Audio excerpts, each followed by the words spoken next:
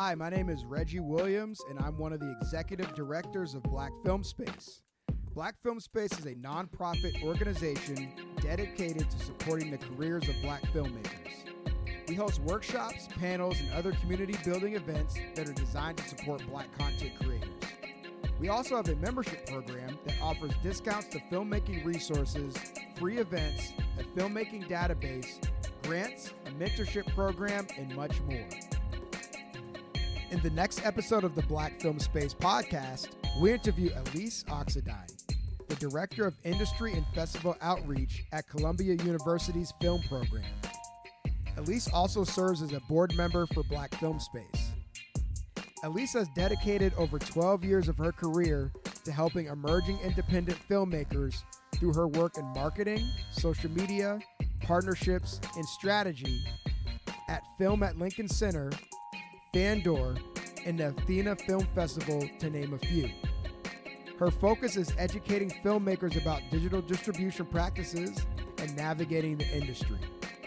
We talk with Alece about how filmmakers land distribution deals, how to find a sales agent, and much more. This episode was executive produced by Reggie Williams and Sino Gibson, and edited by Leah Kirksey. And now, on to our interview.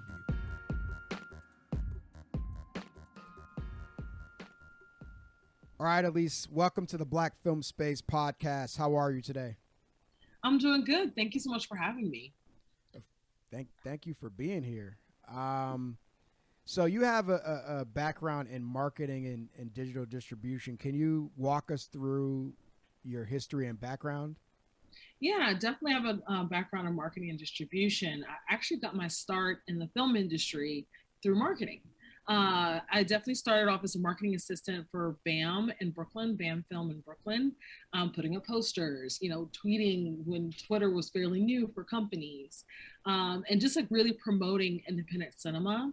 And that was like, oh gosh, that was back in 2011. Mm-hmm. 10 years ago was when I really kind of like found my way when it came to like in marketing. And I kind of continued with like social media marketing for independent cinema through other companies, including Fandor, which is a streaming platform in San Francisco. And I was really excited to do social media marketing because I found it a great way to kind of connect with, not just a new generation of, film goers, film watchers and audiences, but just new ways to connect like independent filmmakers with like their audiences. So I found, I was like, what are some different ways that we can do to connect on a different level? I think you ask anybody who has who's working in social media, they'll tell you this, like that burnout plateau that you hit. And I knew I needed a change in my life. And that's when I decided to kind of pursue distribution because I felt like there was so much room for innovation and room for growth. So I made the switch from working in marketing and moving down to Los Angeles and working in digital distribution, which was pretty much an eye-opening experience. And I can't wait to talk more about like, my thoughts about distribution and, how very much connected marketing is with distribution. Okay, you can answer it now. How are they connected? Well, the whole point of distribution is basically to promote your work and for it to find audiences and for filmmakers to monetize their content. So I was like, okay, what are some ways that we can kind of monetize content? And I found that, majority of my job, like day to day when digital distribution was just marketing. It was putting together packages, EPKs, putting together social media packages to work with whatever marketing agency we're working with, thinking about what each streaming platform was looking for and how those films matched up. We called it merchandising. It's like, okay, we know that Apple would like this project, so we have to make sure we pitch this film in order to make it like viable for Apple, and so on and so forth, which is very Apple likes sophisticated films, they have a little bit of a younger clientele and so on and so forth. We're like, okay, this matches up. So that was all my marketing background. So in the social media, understanding the importance of having talent, tweet about, the project or having the directors or their own personal Facebook pages, you know, or Instagram pages promoting the film and its release, and seeing an actual correlation between when we promote the film and actually seeing the sales was just so empowering and encouraging and fun. And sometimes they were discouraging if the numbers weren't right. But it was fun to kind of be able to pivot and work with marketing agency and kind of work with platforms and figure out different and creative ways to promote films. Gotcha. What are some other ways to promote films outside of social media? Oh yeah, there's a lot. I think the main reason why I talked about social media, because honestly, that's what a lot of distribution companies are utilizing in order to reach populations that they don't normally work with. I think, you know, a lot of distribution companies kind of struggle with, like, you know, newer content. We're so used to working in a certain type of way. Like, we go to theatrical and we put all this money in. And so now they're like not putting as much money in and being more savvy. And that's why social media has grown so much as the premier place to, like, you know, what we call it marketing channels. It's our premier marketing channel. Other ways, which I like more creative marketing, include like reaching out to communities directly, you know, working in, okay, so say you have a film that is a genre film. So working with genre film festivals to sort of do like cross marketing. We're offering, like, you know, discount on tickets to certain like, you know, fan clubs on different websites or blogs that talked about genre films. So just figuring creative ways to kind of reach new audiences. We're always looking at this. No one thing. I know I was one of the distribution team behind the Academy Award nominated film Loving Vincent. Mm-hmm. And one of the creative things that we were able to do was like work with different art galleries and art museums, that anyone that wanted or had Van Gogh art pieces, you know, we made sure we did cross promotion, host like, you know, small screenings at these art museums, which were so much fun. And any way to kind of reach new audiences that, you know, they may not be your typical film goer, but, you know, they care about art and they'll love to see like the first oil painted movie and the styling of Vincent Van Gogh. So that's some of the creative marketing that we've been able to do outside of social media marketing. Gotcha. In regards to tapping into groups, whether they're niche groups or not niche, what are some tips that you can offer, you know, filmmakers to kind of tap into these groups in order to like promote and market their film? Absolutely. One advice I always give filmmakers is wherever they are in the process of their film, whether they are just writing the treatment or they just finished the script or going in production, along the way is to do an exercise. And this exercise is who's your audience? And and it's easy for us to say everyone, my film's for everyone. Not every film is for everyone, but knowing your audience is actually currency and is very powerful, especially when working with a distributor who may not necessarily know how to reach your specific audience. So I have this exercise that I do with filmmakers where I ask, you know, what are the ages of your audience? How are people watching your film? Are they watching in the theater? Are they watching you know, on their Apple TV? Are they watching on their Roku? Are they watching on their phones downloaded from a streaming platform? Are they watching it off of, like, you know, Facebook Watch? Like, think about ways they're watching it. Where are they watching it? What part of the country are they in? Are they in an urban environment? Are they in a rural environment? You know, are they not in coastal towns? You know, so think really clearly, what's their social economic status? You know, are they Black? Are they white? Are they multiracial? You know, just really kind of do that exercise and do a complete audience breakdown, because distributors do that. And it's such a good, refreshing exercise to do as a filmmaker, because when you're talking to a distributor, they can say, oh, well, we want to go to this older population in Florida. And then you're like, wait, actually, my film would do better in a more urban environment like Atlanta. So just really thinking, having those conversations, and said, no, I've actually done the research. You know, when we played at this certain festival, these audience members, you know, it resonated. So also, if you're playing at a festival and you're actually physically there or virtually, you know, start talking to the audience members and get sound bites, little pieces of what they say about your film, and say, oh, this person who is African-American, 45, middle class living in North Carolina really enjoyed this film, and they said this. Like, that is such important information to have about your film and knowing your audience, and it helps out tremendously with marketing and in distribution. Got you. I just want to play an exercise or a game with you. Yeah. A show like, I know this isn't a film, but a show like Insecure, Mm-hmm. how would you describe the target audience for that show?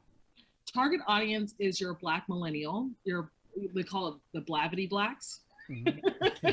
So the ones who were very much watching, probably had BuzzFeed articles just as much as, like Blavity articles, someone who's relocated from their hometowns, who may live in a more urban environment, like, your LA, New York, San Francisco, Chicago, Atlanta. So anyone who's relocated, I think that's a core audience.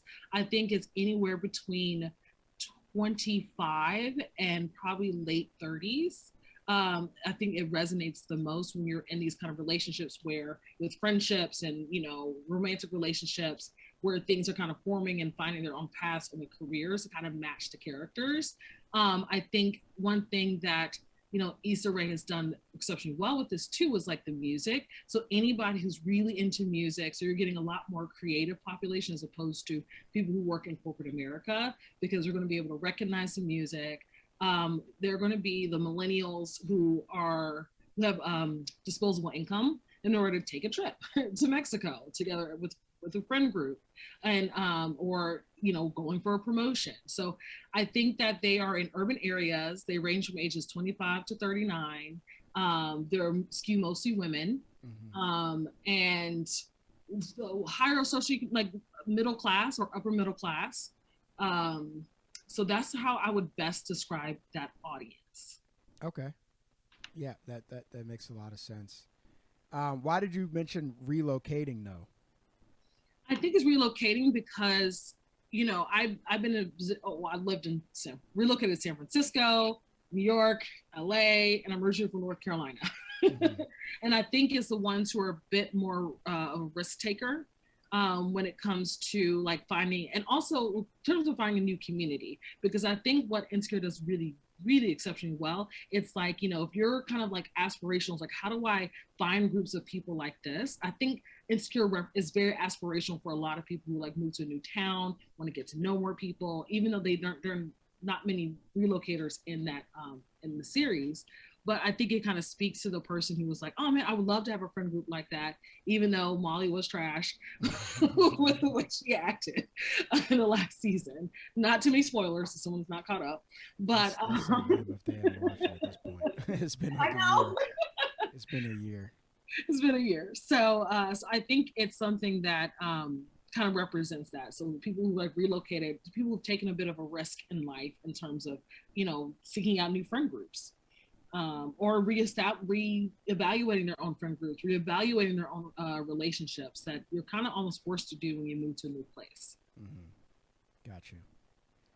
Now, what if, there's somebody listening to this podcast and they're working on a project, but their project isn't niche. Mm-hmm. It isn't specific enough. Like, I'll even give an example. Like I'm working on a project now, and it's not niche. It's just about like, 4 Black people in their 30s. You know what I mean? Like it's not very niche at all. So like, is it even worth trying to like how can I find a group to sort of start this marketing distribution plan, or is it even worth? It's worth it. Route? Everything has some kind of specificity. Even like a group of like you said, Black folks in their 30s, are they mostly male or women, or a balance? It's a balance. A balanced relationship. So where do people like to do, like who kind of reach those kind of populations? Unfortunately, we like to brunch. Mm-hmm. We like social events. Like, what are some things that we're doing? Think about, your reflection of your life and your friends, whoever you're kind of based on. It's like, okay, that means there's going to be flyers at the lounge or flyers at the brunch. Seeking out like, okay, where are people meeting? Where are they congregating? What like I mentioned with Blavity, like, you know, what are the places that kind of brings people who are interested in seeing these kind of stories on screen? Because they exist. You know, there are chocolate cities exist for a reason. If you have any type of advertisement, you know, and you can even look at, like, you know, newer streaming platforms that are catering specifically to Black audiences, you know, popping up. They're looking for that. They know how to advertise, you know. So it's just a matter of thinking, like, what would I like to see advertised to me? When you have something that's a little bit more of a reflection on yourself, if you're in your 30s and Black, you know, saying like, what resonates with me when I see. I know, like, you know, I always use my siblings as like a litmus test because they are not related to film whatsoever. But I find when they find independent cinema, it's usually what they see on streaming platforms that doesn't look like everything else. They're not looking for the stars. They're looking for just like real people that they can relate to.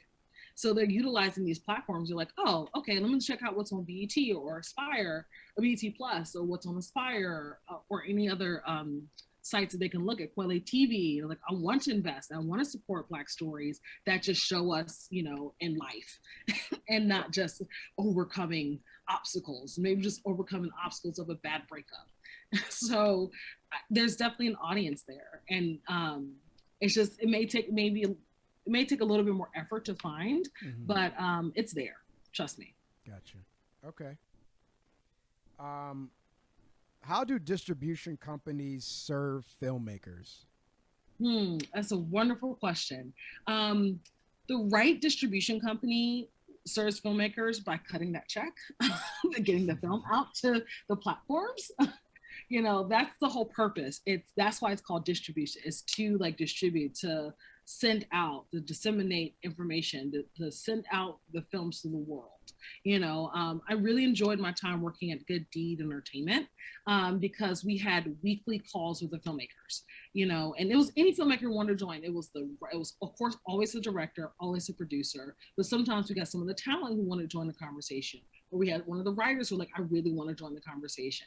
And it's just we gave updates every single week leading up to the release and even after the release. And we, you know, of course, took them to dinner and just like check in and reassurance and just build like, you know, an open line of communication. So I think, you know, in terms of like what you can service, I think it should look at as a two-way street of like, the distribution doesn't do stuff for you. You know, it's a collaborative effort. Because if you have that expectation that the distribution company will do everything for you, you're in a bad deal already.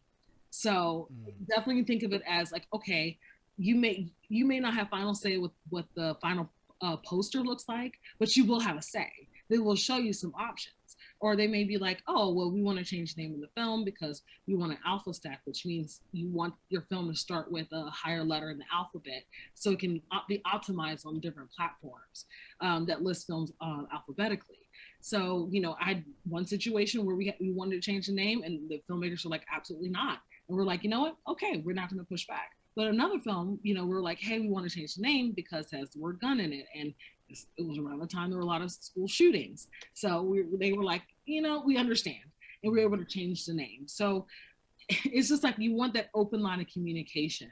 That's the best way to prepare yourself and working with the distributor, because it can be really challenging when you're feeling left out. And I think a lot of distributors have gotten a bad rep over the years.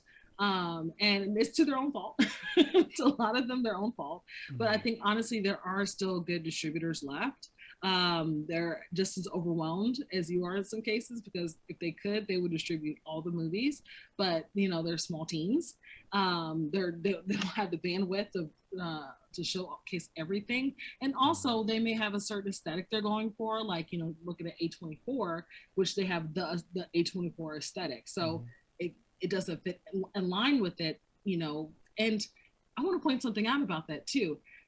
It's not just the aesthetic, is they know what audiences they can always tap into. So once that audience sees A24, that clues them in that I'm going to buy this movie. I'm going to go to the movie theater, purchase a ticket, buy concessions. I'm going to rent this movie on Apple, or rent this movie on Amazon or Vudu. I'm going to probably own it because it's so good and I'm obsessed with A24. And then, then I'm going to watch it again when it comes on Netflix or Hulu. So they already know they have a built-in audience, so they don't want to stray too much, because if they get a film that is not kind of in the norm of what they normally have, it's going to take extra work and effort for them to reach new audiences.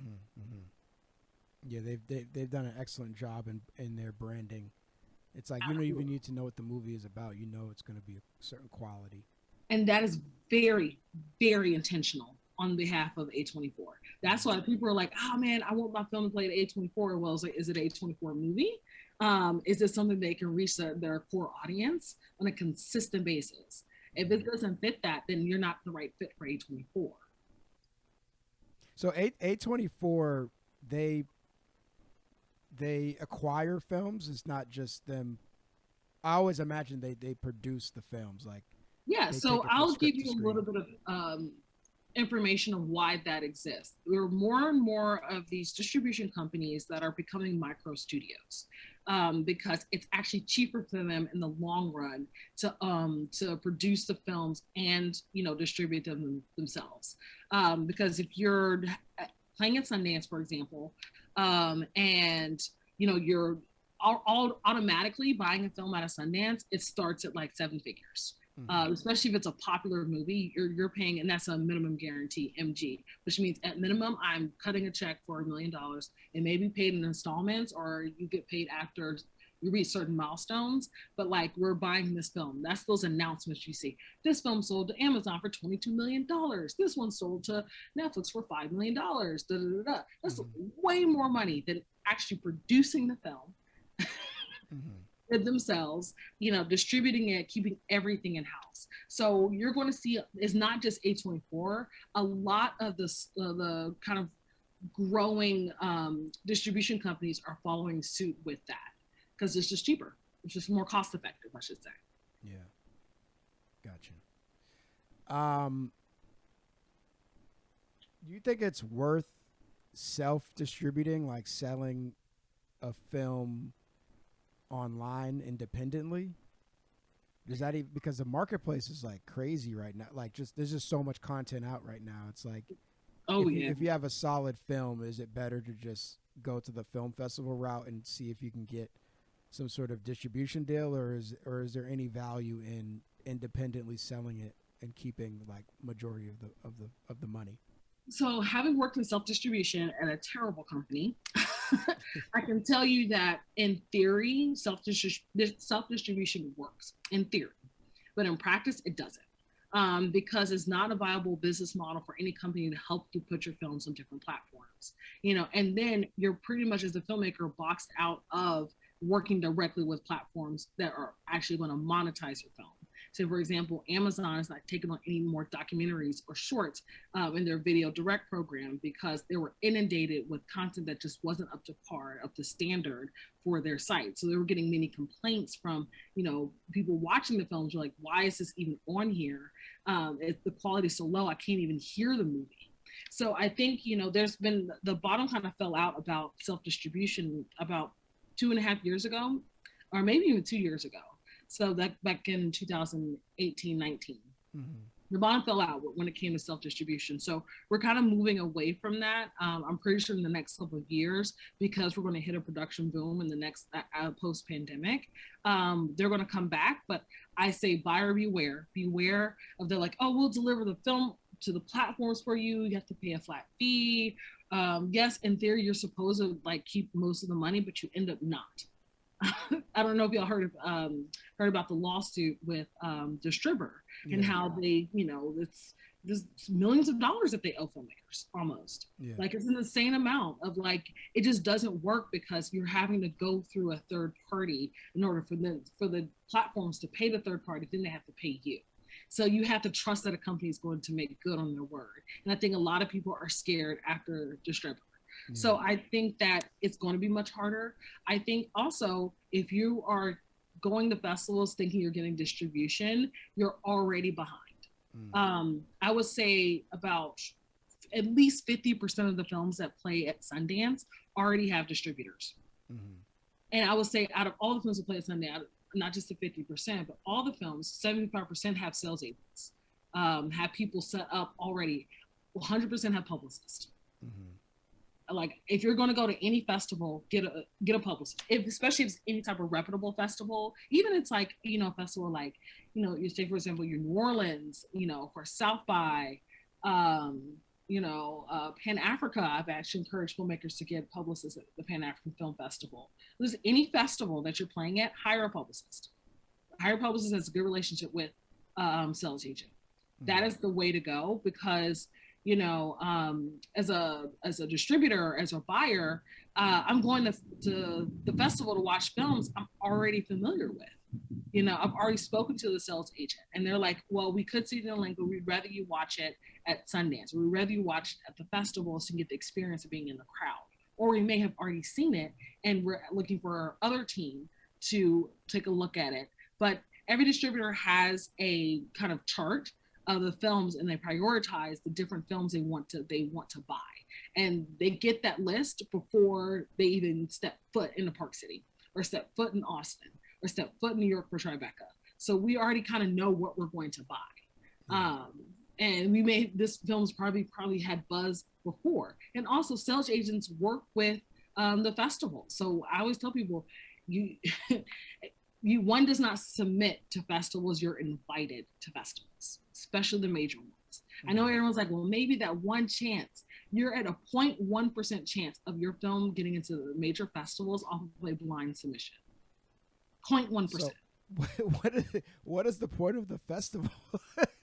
Or the bigger ones, the bigger ones that, you know, we see, you know, films getting acquired. It's not just about the films that play at the festival. It's about the market that they create. Like Sundance doesn't officially have a market, but there's a market. So you're going there to like connect with other people to get your other projects off the ground. So it has the highest concentration of the people you need to do business with from around the country. You know, with Cannes, it's from around the world, highest concentration. Like the biggest news that really comes out of Cannes has nothing to do with films that are in competition. It's everything to do with what's happening at the Marché du Film. So that's where most of the buzz is happening during the festival. So that's why people go to festivals. And as filmmakers, if you get into the festival, or if you're not getting into the festival, I always, like, you know, pre-pandemic, I always said, go to the festivals, meet people. Like you have the highest concentration of people that you need to meet in order to get your projects off the ground. You know, and then I would like reserve, you know, focus on these, you know, I don't want to call them mid-tier festivals, but festivals on the rise is what I call them. And that's why I mentioned New Orleans. And there's other festivals that do a great job of actually supporting filmmakers and getting you industry meetings, getting you in front of like industry executives to help you launch your careers. So that's what you want to go for. The people who are going to actually help you kind of achieve these things and help you kind of weed through all the craziness of being at a festival. Yeah. So I think, and it's not impossible to be invited to festivals. I think if you have a short film, if you want to play at a Sundance, play at these mid-tier festivals that have juries of like other programmers. So they're like, oh, we have a jury, we have jury prizes and all this other stuff. Those are the festivals where your short films submit to. Definitely want to submit to. You know, because, and then reach out to people. Like one of the things that I do, and my programmer friends are going to be like, don't tell them to email us. I'm going to tell you now, don't just do a dear sir or madam email. You know, look them up, follow the festival. You should be familiar with the festival you want to submit to. And just saying like, hey, you know, I've been following this festival for a while. I have a film that's very similar to the film that you played before. I think your audience is going to really like it. Especially email the festival if it's a place where you're from, and it's your hometown, and you shot the movie in that state. Reach out to them and say, I shot the movie here. A lot of these regional festivals get funding from local government and funding to like put on these events, and they get even extra funding if they support local talent. So if you're in like, you know, or Georgia, or if you're in, you know, North Carolina where I'm from, or you're in Texas or Michigan or anywhere, search out. New York or LA. New York or LA, no. But if you're literally any other state, reach out to like, you know, the local festival. You want to play that local festival. Because that's where you want to go. I've seen short films specifically get programmed out of regional festivals into Sundance, regional festivals into South by. So do it, because they have their programmers there, or friends of programmers. All programmers know each other. They're all friends. You know, they're all actually pretty cool people. I was like, I know it hurts to get rejected, but like, you know, you got to keep in mind the people who work for festivals are not doing it for the money. Yeah. It's not a lucrative At all. We work at festivals because we care deeply about like discovering the next talent. We care deeply about your careers, you know, and it pains us when we can't get all the films in the festival. It really does. It really, really, really does. Yeah. So having that mentality, you know, you have a little bit more grace when you submit to these festivals. If you do plan on submitting, especially the smaller ones, because they're really working hard. They're really working hard. So I love festivals. I've always been supportive of them, but I also realize the reality of festivals. And I think the next steps for filmmakers is to really work with sales agents, work with consultants. I know you're like film consultants, but yes, that's a thing. And they can help you with like, you know, meeting the right people. But I think, you know, going back to what I said earlier, knowing your audience. It's the most important thing. So if you go to a sales agent and say, this is my audience, I know I can monetize this film. I need a distributor who can help me reach these audiences. And here's what I need to do. That is going to grab the attention of a sales agent because they're going to be like, oh my gosh, yes, I know the right distributor for you. Because we know the fancy big distributors like your A24, but there are tons of smaller ones that are able and have the bandwidth to distribute a lot of films, and that do. You know, a lot of films don't end up getting distribution. Absolutely. You look at other avenues where you can, in terms of going back to the question about self-distribution. So yes, you have your, like, you know, the ones that are able to kind of take it on. You're not looking at a lot of money. Let's just be very clear. But if you know your audience and you understand your release, maybe it's not theatrical. Maybe it's the streaming platforms. You know, we don't have like a SVOD or SVOD, subscription-based VOD, which Netflix, Hulu, Amazon Prime, Apple TV, so on and so forth. But, you know, may not have that set up, but you have like, you know, other options in order to monetize your film. And don't count anything out. When a door closes and you're like, well, that's it. It's not always it. I have so many stories of people being like rejected from Netflix before, and then Netflix coming back around like, JK, we actually want your film. Or same with Hulu, same with Amazon, you know. Also keep in mind that people, they're called content acquisitions managers, the people who buy content for these, for streaming platforms. You know, a lot of them have MBAs from top schools. They're doing financial planning, not thinking about, oh, this will do well on this platform. No, they look at, okay, we know the metrics behind people watching these types of films. So we need to make sure, and they're going through them fast. So we need to make sure we're consistently adding content that matches up with what we have. Like that is the key thing. They want people to keep their subscriptions no matter how high they raise the prices. Now, going back to self-distribution, in terms of like, especially if you have something that you're like, oh, you know, it's not a good fit for the streaming platforms. It's a very specific audience. And I think they're on like, you know, YouTube. You know, you can monetize on YouTube. You can monetize your film on Facebook Watch, like finding different and unique ways. You can not even have it, or if you are able to do Amazon Video Direct, if you have a narrative, a film, then that should be your like end goal. Like find it outside of the system of self-distribution, the shady business side of self-distribution. Yeah. You know, whether it's setting up your own screenings in communities. So we're like, oh, this is a community thing. Or like I said, with the film about like the 30-somethings, you know, so like work with places where most of these 30-somethings hang out and just say, look, let's do a screening at the paint and sip. And then the paint and sip be like, oh, as a company or a local dance studio, they'll be like, oh, you're bringing in new customers. We have a whole event. People like to do these types of events, especially like in your 30s. You're like, oh, I want to do something fun and different. I can post on Instagram, post on my TikTok, or something just like outside the box. And having a film screening where you can see people that look like you and that you can relate to, that's golden. And then you can charge for that. You know, usually the license a film like in a library or for a screening fee anywhere between $300 to like $2,000, you know, depending on the film, depending on what you're trying to do. So the paint sip could pay you $300 to license you and license the film, license you to come and do a talk, you know, and they can provide the food or you work with somebody, anywhere you can do, make it an event. And I know people who've done that. They've taken their film on tours. Yeah, I like that idea. Yeah. I like that idea. So much information, at least. I have like 10 questions. But I'm gonna start. I got way more answers. I know. Let's go. And there's like a whole like we have questions written out, and I don't think we're gonna get to any of them, which is fine. But how does one get a sales agent?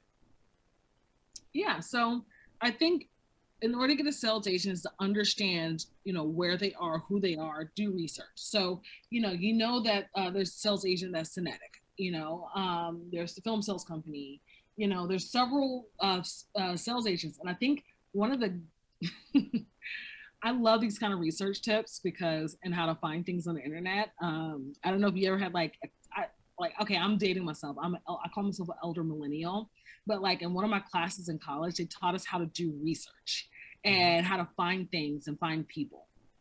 And I'm the friend who's like, don't tell me your boyfriend's last names. I will find out all the information. But look at the films that have sold, films that are similar to yours, that have played at a major festival. Go on the festival's website, go to the film page, scroll down, and they usually list who the sales agent contact is. Mm-hmm. So that's one way. Researching, Googling film sales agents or the sales agents that are available at at the Cannes Film Market. Using the site Cinando. It's usually for films it's usually used for film professionals who are who are going to major festivals that have markets like TIFF, Cannes, Berlinale, the European Film Market, like so on and so forth. So like joining those, like maybe a free trial or seeing whatever information you can find of just understanding who the sales agents are. I'm also a big fan of going through the credits through the films that are similar to yours. There's an exercise that we do in distribution. It's called like pulling comps. I think as a filmmaker, you always want to pull tonal comps. So when you're going for financing or you're going for any type of like distribution or anything like that, you want to find comparable titles. Let me tell you the psychology behind that. When you're talking about comp titles, you want to find films that have made similar amount of money that you would like to make or have made money, So it's kind of like the whole idea of the tech startup pitch, where it's like Netflix, but for independent movies. That was Fandor. Netflix made money. So you're adding something that's very specific audience that they know it's dedicated independent film. So to a financier, to a sales agent, to anybody else, that clicks for us. We're like, okay, I always say the industry, we're dumb and lazy, but the audiences are very smart and savvy. So for the industry, put it in terms that we can understand. We can understand industry. We're Ivy educated and have masters and MBAs and all that stuff, but give it to me straight. Break it all the way down for me. How can I make money? You're comparing it to something that's made money. And also a tip for filmmakers, always have recent comps of the last 3 to 5 years. Anything beyond 5 years is way too old. You have to do an inflation calculator after that. Don't do it. Mm-hmm. Choose comps that are very recent. And within the last year is like golden, because you ever see a film that looks similar to another film that you just saw? Yeah, that's for good reason, because they know that people want to watch that movie too. Yeah. So pull the comps is a great exercise to do as a filmmaker, along with putting together your audience. And that goes in your EPK, your electronic press kit. When you send to sales agents, when you send to distributors, when you send to people, you want to build this document, having a beautiful informational, like how to target audiences, how you can actually make money in your film. If we have just 400 people buy movies for rent for $3.99, we're making the average of this much money, minus any type of percentage that's taken out. Think on those lines. How can I make money on our film? Especially for the producers that are listening and pay attention, because this is important things to understand when we have those conversations with the distributors. Yeah, and a comp is like a comparison. Yes, it's a comparable title. That means, and titles are the same thing as films. So a film that is comparable to yours. And what is that website, Cinando, you said? How do you spell that? Cinado. Okay. So I imagine, obviously in order to get a sales agent, your film needs to be of a certain quality. Mm-hmm. But I feel like there has to be more to it than that, because there's a lot of good movies out there. Yeah. Like I think it's also relationship based. Mm-hmm. So you have to get along with the sales agent. You know, they have to like you. Yeah. I know it sounds crazy, but you want to like the people that you're working with in the industry. Far too long we've worked with crappy people. No more. Mm-hmm. No more. And then sales agents get a bad rep because especially in the US, it's all like, oh, they're so seedy, they're this and they're that. International sales agents are completely different. Completely different.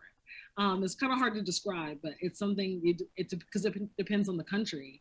But if you're working with an international sales agent, that's going to grab the attention. Even if your film is American, reaching out to an international sales agent and saying like, hey, I would love to sell the film overseas. I think it would work really well in another country. You know, even though, you know, this is an American story, I think, you know, say for example, Europeans are going to really love it. I think that, you know, people in South Africa and Nigeria specifically are going to really enjoy this movie. You know, people in Rwanda and Kenya are going to enjoy this movie. So reaching out to those different countries and looking at their sales agents, they're much easier to find and much easier to reach out to, because basically they're not getting these calls from American filmmakers, especially if you're Black. They're not getting these calls. They're not getting emailed at all. And they want that because, you know, people in other countries are curious about our lives here, you know, and if you're able to take that 30-somethings American story about friends getting together, who says it can't sell overseas? Mm-hmm. We've been told that for many years, but it's actually not true. There was like, oh, we want a glimpse in the life of like, you know, American Black people, like sign us up. Mm-hmm. Now you mentioned like we've talked about Sundance, and you know there's a certain, lack of a better phrase, the top tier festivals, the festivals that get the big distribution deals, Sundance and Cannes and Tribeca. How many festivals are like, what are the festivals out there that do land distribution deals? It's kind of hard to say because it's not always a guarantee. You know, I think that you know, your top tier, like I really like TIFF.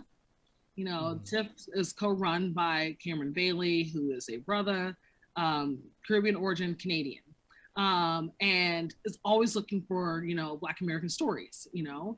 And also TIFF, the Toronto International Film Festival, is one of the rare festivals that everyone in the industry likes. It's good. They are accommodating to buyers, they're accommodating to audiences, they're accommodating to filmmakers, and it's extremely hard to do to hit that trifecta. So it's where you want to be, and they have a market. So if you go up to Toronto, if you're able to travel internationally, it's a great festival to kind of get started. And you know, the buyers are there. Like we all look forward to TIFF. Everybody does, because they're like, okay, I get a little. It's prime time. We're looking to buy. We're buying now. You know, whatever we missed at Cannes, we're not missing now. And all the distributors go. All the sales agents go to TIFF. Yeah. So that I would prioritize that festival. I miss TIFF. But I guess I don't expect you to list off every festival that can get distribution deals. I can list more. So I think in terms of the feelings of the industry towards festivals, I think Tribeca and South by are hit or miss. So a lot of them are not, either they'll go or they're not, or they'll send someone who's like not their top executive. I know that sounds crazy, but like they'll send like a junior executive to those festivals. And it's not for like I think it's just a time of year. It's like, you know, South by and Tribeca usually fall between Sundance and Cannes. And so in terms of for distributors, we all go to Sundance, we all go to Cannes, we all go to TIFF, you know, just period. Those are the three we have to go, you know. They will judge us if you don't. They're like, oh, you didn't do this distributor, what's going on with them? Are they okay? So, you know, those are the top ones. South by and Tribeca just lately, but there's been hidden gems there. So I feel like the distributors should like give like, you know, Tribeca and South by a real look. They'll find hidden gems and end up being like part of their slate. But it's not like they're tentpole films, but it's always part of their slate. Like we bought some great films out of Tribeca and South by, but like it's a lot to rummage through. And like I said, the timing is we're prepping for Cannes. Like that's during the time we're prepping for Cannes. In terms of regional festivals, I already told you I love New Orleans. I will shout it to the rooftops. I'm not ashamed. New Orleans is a great festival. It's a great festival, especially for like, you know, your emerging filmmakers and everything. So in terms of the other ones, I think the pandemic has really, really hit a lot of festivals hard. So I think it's going to be hard to kind of navigate. Oh, I love Indie Memphis is a good one as well. So it's just kind of it's hard for a lot of festivals to kind of bounce back after the pandemic, because keep in mind they're all were very reliant on the art house theaters, especially the ones in the regional part of the U.S. Relying on art house theaters that didn't fare well during the pandemic. You know, having to switch to doing a virtual festival, maybe losing sponsorship dollars. Like a lot of the festivals are really struggling, the regional ones that I really do love. So I'd say just be patient. Pay attention to the festivals that your friends are announcing, that you're seeing films that are similar to yours announcing that they're playing. Those are always a kind of good indicator. And ask filmmakers, ask people, ask your co-filmmakers, send a DM, tweet under someone and say, hey, oh, I see the film. Congratulations on getting this festival. What are your thoughts? Like, people want to share information. And I think that's like kind of the beauty of Black film space is it's a place where you can talk. You know, we can like discuss like, okay, what are some festivals that worked, what some that didn't, and a place that we can be ourselves. So I highly recommend, you know, I mean, I'm saying from the perspective as an industry, but industry person, but ask your fellow filmmakers, ask like, especially any festival that you had know somebody who's played it, ask them about the festival. Because guess what? They know the programmer. And they're like, oh, wait, I heard about your film. Like, you know, have you considered sending to this festival? I know the programmer. Let me send your film. Or let me get you in contact. Yeah. That's the goal. Yeah, yeah. Now, there's other festivals, too, like that are up and coming or mid-tier, you know, mid-level, mid-tier. Urban World, for example, like I know filmmakers that have gotten distribution deals from Urban World. Yeah, Urban World is good as well. Yeah. Absolutely. So I would go for Urban World. I'm trying to think of some other ones. Black Star is a great festival. Depending on the content that you have, if you're looking for more of a broader audience, ABFF is the way to go. Because I feel like they kind of capture it.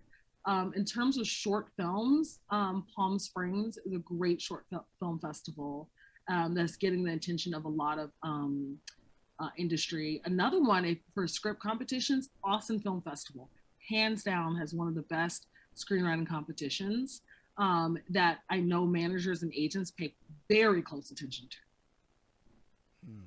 Very, very close attention to. Okay. And in regards, like maybe like 20 minutes ago, we were talking about where you were mentioning, you know, having somewhat of a say in like the poster of the film and stuff like that. Like, is that a conversation with the producers or with the director? So the distributor will have conversation. It's actually with both. Like a good distributor will pull like the producer and director into the conversation about like changing the poster, because, you know, when you're looking at your distribution contract, that's one of the things that, you know, you kind of discuss is about, do you have distributor has final say in final trailer cut and final poster. So that's pretty much standard in most distribution contracts. And that's something that you can discuss with your distributor, saying like, actually, we want more of a say. We want final say. You can negotiate that. But most of the times, the distributor's like, we know best, we know what's going to sell. You know, we use different agencies.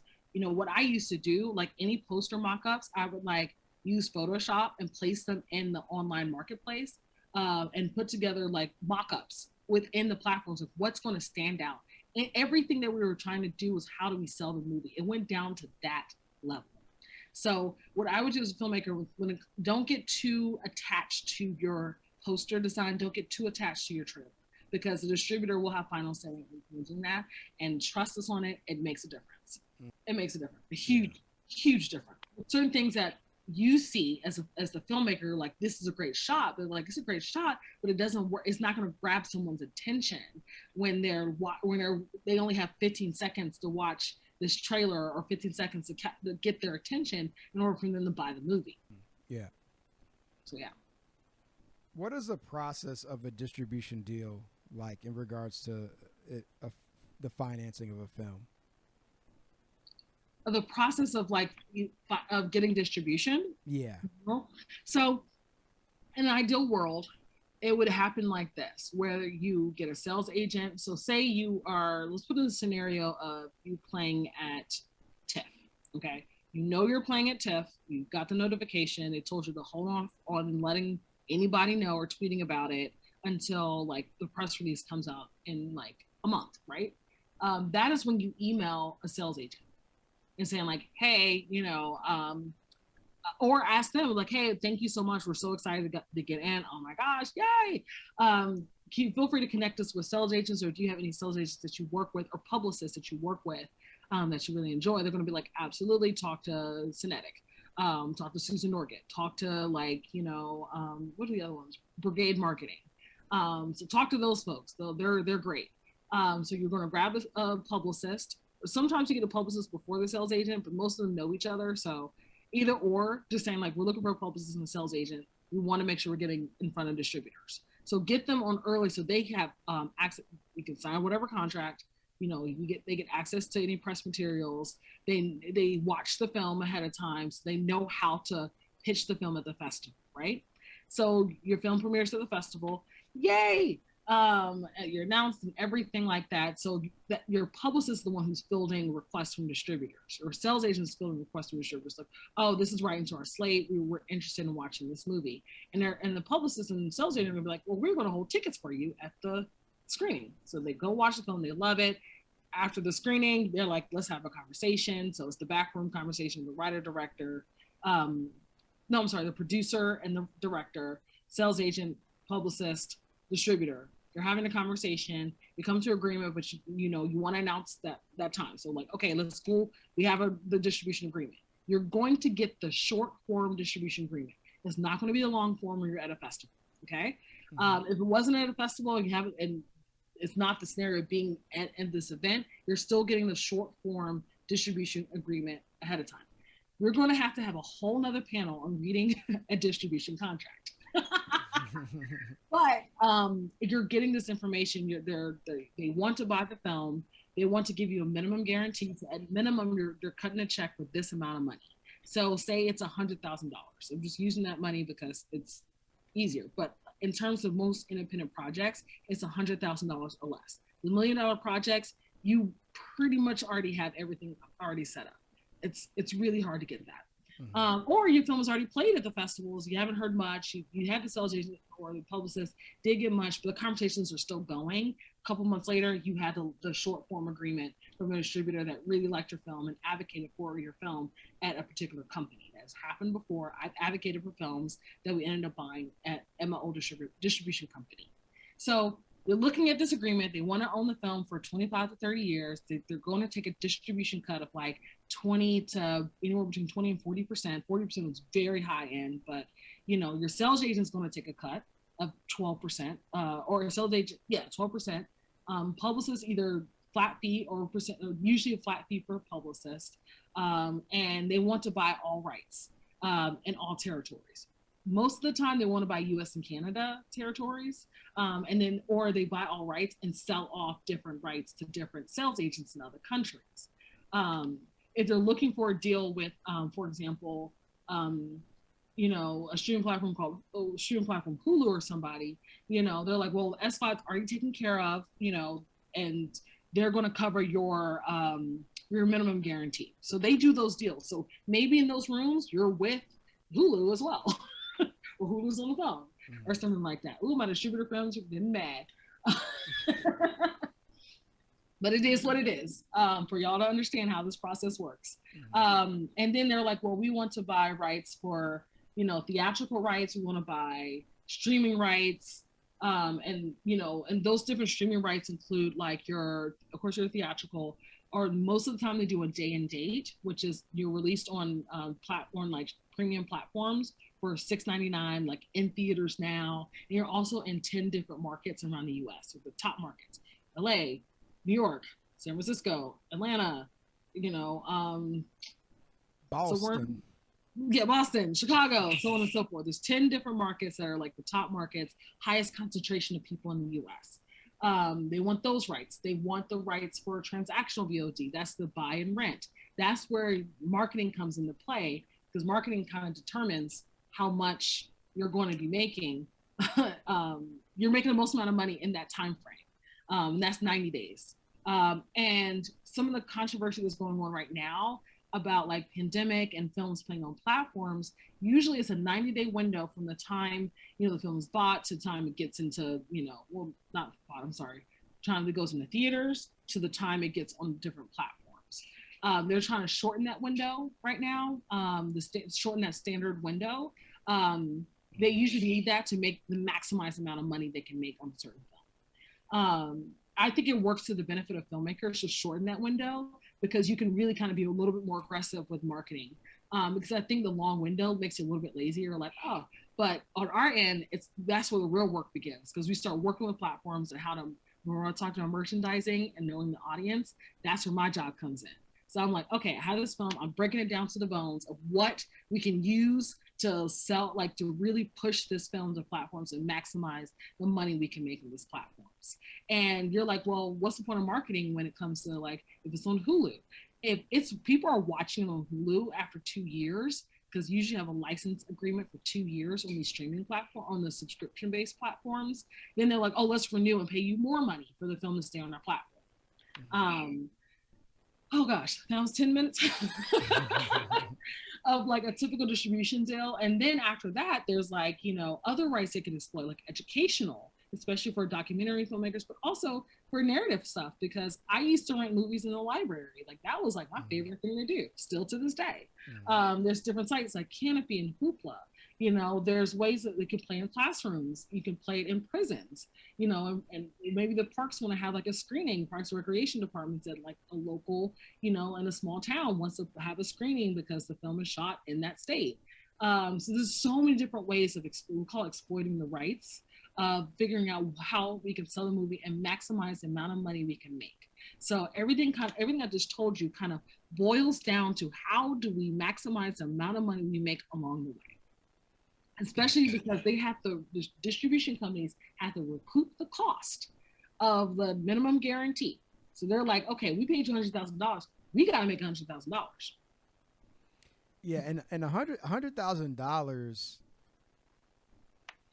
That does not, for the filmmaker, does not sound like very much money at all. I know, but that's the reality of how a lot of this. That's how much people are paying for these movies. Because it'll. I mean, I guess if you raise money yourself, and let's say you make a movie for $250,000. I mean, after everything, you probably end up, after like the publicist and the sales agent and taxes, you probably end up with what, $30,000? If that. That's crazy. I know. That's like 3 years of your life, like minimum 2 to 3 years of your life to get paid, you know, $30,000. Yep. That's the reality of distribution right now. Yeah. And if you have a small film, that's the reality of distribution. That's why I usually don't fully encourage people to go for investors, because investors are like, well, make my money back. And you're like, yeah, how? But here's $2,000. Yeah, but in terms of going back to the minimum guarantee, like that's why you want an MG. That you ever hear filmmakers like, I want an MG, because the MG, the $100,000 is money to you. And then either from the MG or from your film sales, that's when, you know, you have to pay the percentage out to the sales agent, or pay the publicist. You have to pay people, or pay for your DCP, because in doing your captions and doing your EPK and all the deliverables, you have to cover those costs, you know, and because sometimes your MG won't be released until you pay the cost of creating your DCP. That's also the reality of it. This is where I start to question the value of the smaller distribution deal, because it's like, Mhm. if you have your own audience, if you can somehow build your own audience, or if you could be strategic enough and distribute it yourself, not through the third party system, but through Mhm. Vimeo, or YouTube, or whatever it is. What's that donation thing that everyone's using? Patreon or something. If you can somehow get people to donate on Patreon or sell merchandise or something, like, why not just self distribute, as opposed to going through, not to say to not try to go through the film festival route, because I understand the benefit of, just it's a process. You know what I mean? Yes. It's not like your first film or second film is gonna take off and you're gonna get that 7-figure deal. It might take you 5 to 10, 15 years just to get to that level, depending on certain circumstances. But it just makes me question the point of going through this process if you end up with $25,000 after 2 to 3 years of blood, sweat, and tears. Yeah, but it's not always a guarantee. With like a distributor, the goal is for, like I said, the $100,000, and then, like, the course at 12% taken out for the sales agent, if that's the agreement that you come up with. That's why I mentioned negotiating with that sales agent and publicist early. Because, like I said, you're getting that money, like, whether it comes in waves or anything like that. So whenever you're doing your budget, especially for filmmakers and for the producers on the call, when you do your budget, put in money for distribution cost, at least $5,000 at the very least for distribution costs, of creating your DCP, of like any kind of deliverables that you need, music clearance, E&O, like all that kind of stuff. You want to make sure you're able to cover that. The $100,000 comes to you, the filmmaker. Like, the producer and director goes to the filmmaker. Now, you can make money after that. Like, it is a possibility. That's why marketing, I'm glad we started off the conversation on marketing, is one of the most important parts of this whole entire process. Because if the distributor does not know how to market your film, you're not making any more money past that 100,000. So if you have that MG for 100,000, so what you would want to happen is, and usually they're what we call a filmmaker statement. So after 6 months the film's released, you get a statement of how much money the film was made. Now, it may look negative because your film didn't make $100,000 on, like, streaming platforms, theatrical, day and date. So before it was going on subscription-based VOD, which is like your Hulu and Netflix, it didn't make that money back. So like, we still have to recoup our costs. So we're exploiting all rights in order to recoup the cost that we had to spend on the $100,000 minimum guarantee. Now, if they knew what they were doing and they were doing a great job in marketing the film, and say they make, $200,000 in sales and transactional sales and everything like that. And that means you're like, yeah, I'm getting $200,000. That's when that distribution fee comes. Okay, so $200,000, $100,000 they had already had to recuperate for any marketing cost, the cost of the MG, so on and so forth. Then it's a matter of that distribution fee that's like 30% that they take. And you're probably left with like that $50,000 after the $150,000. After the $100,000. So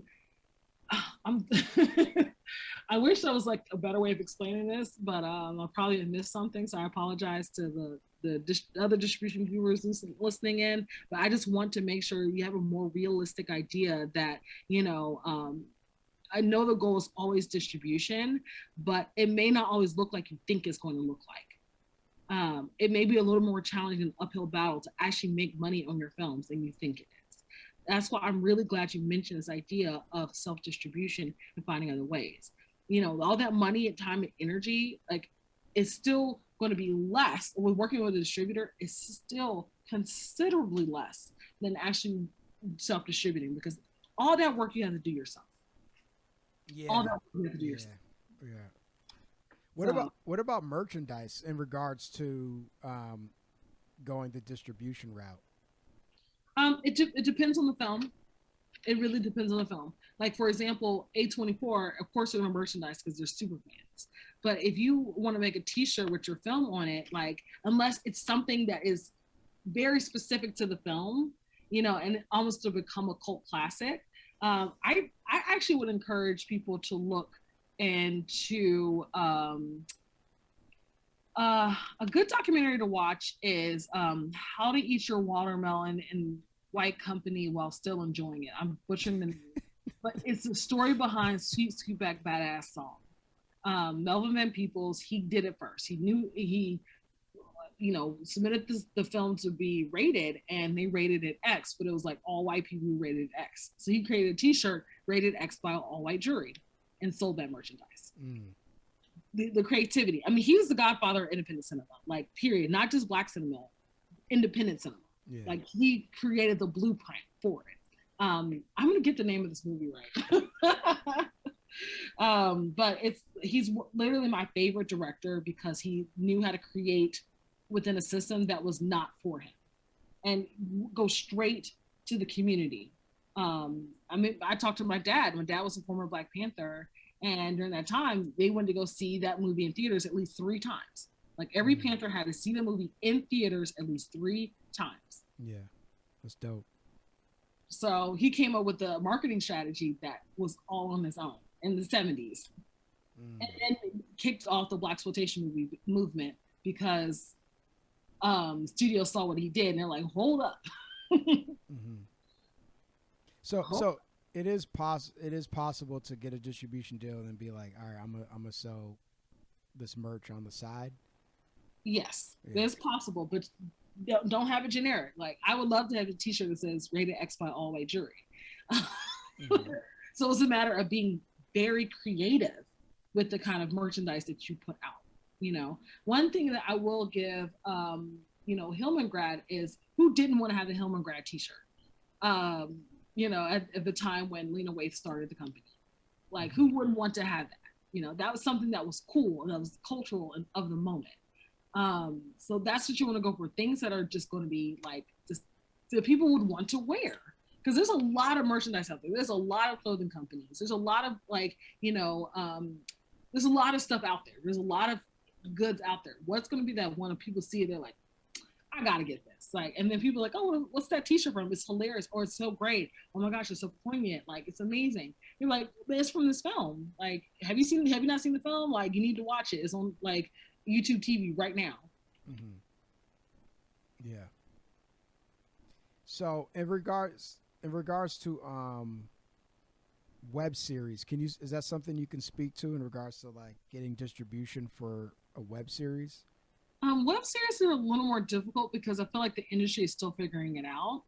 And I'll tell you why. Like, remember what I said that the industry is dumb and lazy? Like, we don't like change. We do not like change. And web series, we don't know what to do. We really don't, because you can't understand the audience if it's not network or streaming platforms. There was even pushback when Netflix introduced series and really was pushing series that their original series.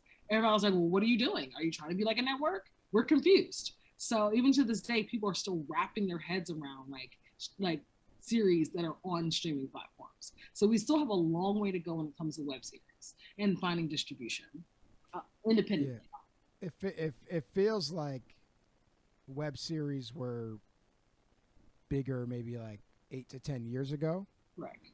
And now if you put out a web series on YouTube, like it seems like it's really hard to build an audience and kind of get that onto. Agreed. Not to say you can't get on a streaming platform. Like I know people who have been doing that, but to get it, to basically do what Issa Rae has done. I know Broad City was a thing. Awkward Black Girl, but I'm not sure if something has really been popping off like the last 3 or 4 years. No, you're very, very much correct. It's really hard to work a web series. I think when it comes to anybody who wants to work in TV, you want a solid pilot. And I'm talking about the pilot needs to be pristine. Show Bible, you need to have the right team in order to work with networks. There are other smaller platforms that want to produce their own series. For example, I look at Reverie. So anybody who's, it's Pride Month, my queer folks out there. Reverie TV has done a great job of producing their own web series, really pushing things out because they know that people are looking for that. there's this very specific audience that wants to connect and wants to see themselves portrayed. And I think that's one of the few platforms that's done it very well when it comes to representation. So if you're going to do a web series, it don't do just a copycat of something that already exists. It needs to be so out the box and so very specific that you can work with a small platform in order to get it produced. Because small platforms, they want to do that. So I think in terms of web series, like the best way to go is like I said, that pilot needs to be like, I'm talking perfect. And I hate to say that, but it's true. I would do y'all a disservice if I was lying. But definitely you want it to be a pristine pilot, work with platforms that want to like really push out there, reach new audiences, do that same kind of audience building exercise in order to find people who are going to resonate with it. What about short films getting distribution? What is that process like? Internationally, it's so much easier. There are shorts distributors in so many other countries. We struggle with short film distribution here because everyone assumes that it's like a means to an end, or it's like just on Vimeo, staff picks, or short of the week, or it's like playing on YouTube or playing on Facebook Watch or anything like that. But there's not really much like, or being a cult classic, everyone kind of remembers, but nothing really becomes of a short film because everyone just assumes you're trying to make a feature. I think that there is a changing wave towards short distribution. I think you can look at Desda Films and what they're doing in terms of like just helping distributing short films. And they're working with Kino Lorber to kind of like really push it out there. So, and it's run by a Black girl. So Desda Films would be like the one place I'm starting to see like, okay, maybe the tides are really changing. And even in the smaller platforms, like the tiny ones, like Fandor is back. Kinoscope was going for a while. Like Ovid, I think is the name of it. OVID, I think is a TV, does short film distribution, I think. But it's few and far between. I think, it's important to be realistic on what your expectations are with your short film in order to determine what the release strategy will be. Gotcha. Is there something that, or what do filmmakers usually miss when it comes to making a license agreement with a distribution company? I think filmmakers miss the fact that they do need a lawyer. It's worth the money. I don't care. You max out your credit cards. I don't care. It's going to save you money in the long run. You need to have someone with legal experience, preferably, of course, a lawyer, to read over your contracts. Please. Don't rely on someone else's lawyer to do it for you, or like, oh, they're a lawyer on the other side. No, they're going for their most favorable position. Yeah. So you want to make sure you're going for your most favorable position. It's going to help you as a filmmaker. So there are services that provide that, like Volunteer Lawyer for the Arts. It's a great organization. And if you're trying to create an LLC, E-Minutes is a great organization that can help. But I think that's the biggest misconception and how people get in bad distribution deals because they're not a lawyer and they're looking over their contracts and not getting someone else to look over the contracts. That's the biggest mistake I see. Gotcha. The other ones I see is just a matter of understanding. There was a great panel at South by Southwest, like about over 10 years ago. It was called Your Baby is Ugly. Struggling with rejection in the industry with your film is not, is not to the level you are going to make your films. Like your films are going to be great. You just need more practice, maybe your first feature, whatever. Your film's not perfect. Sometimes it's a little ugly, but it's okay. Bless her heart. It'll be okay. But it's a matter of understanding the limitations of your film. I think, everyone deserves A24 treatment that they have for their films. Everyone deserves that. But not all films are fit within the realm of A24. Mm-hmm. And I'm sorry if I offended anybody, but I have to be honest. Keep it a buck. Keep it about 50. So definitely just being honest with like the limitations of your work. that it may not be the best fit for certain distributors. If you don't see another film that's similar to yours working with a distributor, it's not going to be a situation where, well, I'm going to set myself apart and I'm going to do this. Distributors don't think like that. We are very rigid in the way we think, and we know what works because we're dealing with money. So we're like, we know that consistently this gives us money, so we're going to consistently do this. Period. So that's kind of what we're seeing in that. So self-distribution may be an option, or it may be a distributor that's not A24 or not like a Neon or not a Bleecker or not IFC. Like there's a lot of distributors out there. I think there's a distribution guide, I think on Dear Producers, that kind of lists all the distributors, you know, who wanted to participate in the survey that they were doing. I think that's a great place to start learning about distribution companies. Who's running them? You know, you're going to find a lot of distribution companies are run by a high net worth individual who may or may not be like someone who aligns with your politics, or it may be a huge conglomerate that's basically funding everything. Like, you know, and I wish these were like just random examples, but I'm talking about two very specific distribution companies.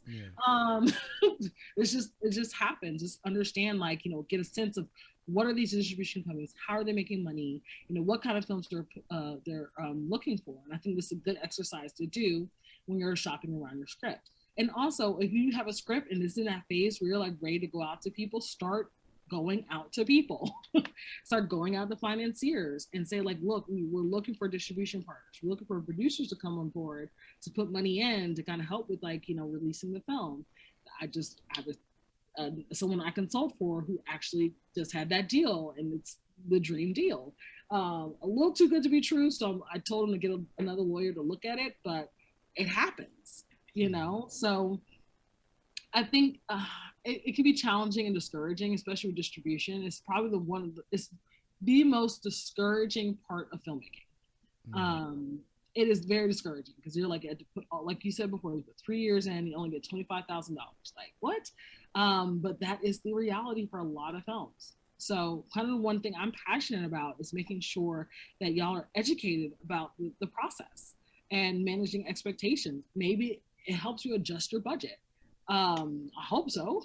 In order to make, or it helps you make certain deals with talent, certain deals with other producers, certain deals with like the writer. So you're like, hey, I gotta manage expectations here and how much money that we can make on our movie. And so I can be a working filmmaker, you know? And also I was going to mention too about financiers too. I really do like Bonded and what they've been able to do. Like, you know, this is a bunch of white guys from Connecticut, and they know what they're doing in terms of financing films, and they're financing very diverse films. And they're one of the few that I'm like, well, y'all figured it out. So just finding organizations that want to help, and they help with distribution. They help with, like, they have relationships with all of the sales agents, all of them, you know. So seeking out companies like that may not have the big names, splashy names, but are really responsible for helping out a lot of independent filmmakers. Another financier, 3 Point Capital, you know. So start reaching out to these organizations, familiarizing yourself, educating yourself on distribution. There's so many guides.